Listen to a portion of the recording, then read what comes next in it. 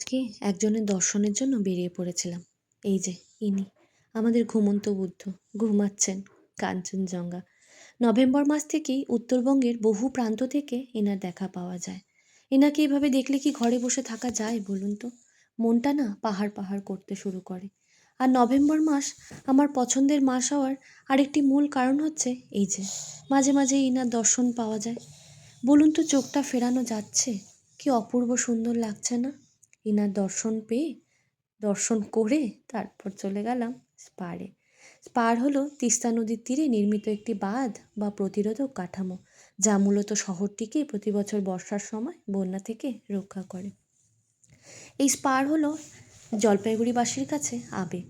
এরকম 1 নং 2 নং 3 নং অনেক স্পার আছে।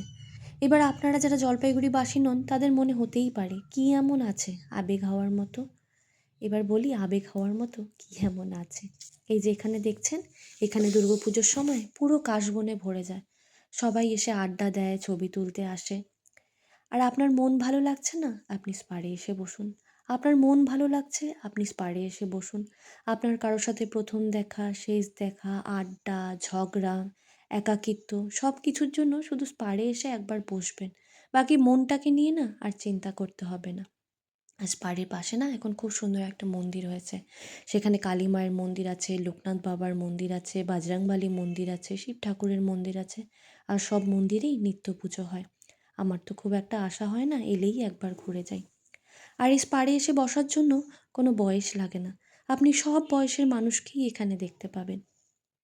আপনারা যারা জলপাইগুড়িবাসী নন, একবার এসে ঘুরে যাবেন, তারপর জানাবেন কিন্তু। আর সকলে ভালো থাকবেন কেমন? আর ব্লগটি কেমন লাগলো সেটাও কিন্তু জানাবেন।